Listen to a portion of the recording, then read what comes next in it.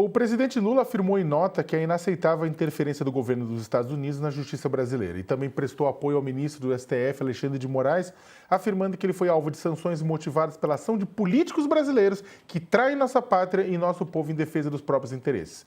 Um dos fundamentos da democracia e do respeito aos direitos humanos do Brasil é a independência do Poder Judiciário e qualquer tentativa de enfraquecê-lo constitui ameaça ao próprio regime democrático. Justiça não se negocia, afirmou Lula.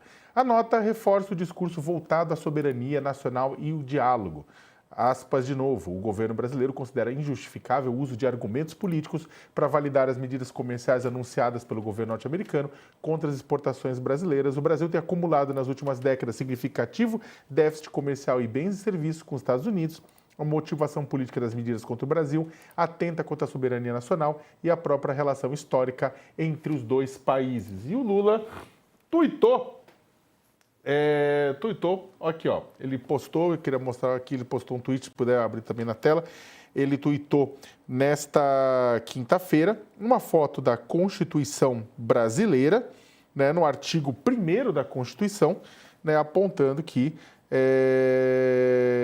destacando a soberania, né? Ele falou assim, sem soberania o Brasil não existiria, né? Foi ela que nos trouxe liberdade e independência, ela que aparece em primeiro lugar em nossa Constituição, entre os demais princípios fundamentais. Soberania é a autoridade que um povo tem sobre o seu próprio destino, a capacidade de um país decidir seus rumos, proteger seus recursos, cuidar de seu território, defender seus interesses diante do mundo. Soberania é para nós o direito de construir uma sociedade livre, justa e solidária. Mari, aí de Washington, como é que você vê essa discussão? Essa discussão de soberania, é claro que ela não entra simplesmente na negociação nos Estados Unidos, mas como é que reverbera por aí? Pois já desde que a possibilidade da aplicação da sanção Magnitsky contra o ministro Alexandre de Moraes começou a ser ventilada, o governo brasileiro tem dito sim que seria interpretado pelo país como um ataque à soberania, como um ataque às instituições independentes do Brasil. Isso foi dito, inclusive, pelo chanceler brasileiro Mauro Vieira ontem ao secretário de Estado Marco Rubio. Isso, claro, não os impediu de seguir adiante. E eu apurei, inclusive, que existem já discussões aqui no Tesouro Americano em relação a outros ministros do Supremo.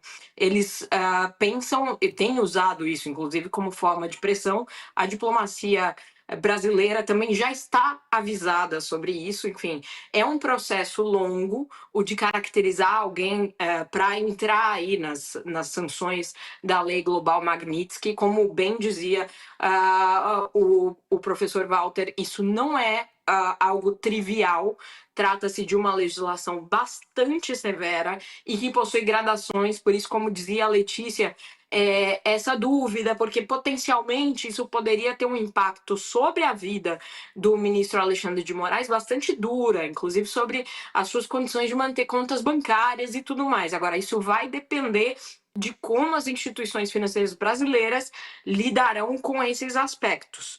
Agora, ontem mesmo, quando houve finalmente a formalização da questão da lei Magnitsky contra o ministro Alexandre de Moraes, duas senadoras das mais importantes aqui dos democratas, Sakamoto, fizeram uma manifestação bastante dura. A gente está falando da Elizabeth Warren, que é democrata do Massachusetts, inclusive foi pré-candidata à presidência, e da Jeanne Shaheen, que é de New Hampshire.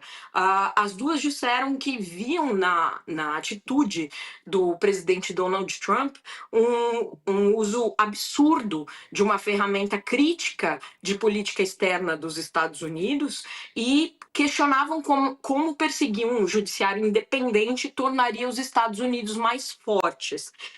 Existe um entendimento, e isso já estava claro há alguns meses, porque o Tesouro Americano, que é responsável por impor esse tipo de sanção, resistiu inicialmente à ideia que partiu do Departamento de Estado, segundo a gente apurou. Então, a ideia veio do Departamento de Estado, chegou no Tesouro Americano e foi inicialmente barrada, porque os técnicos do Tesouro não viam condições de aplicar uma sanção tão severa a um ministro de uma democracia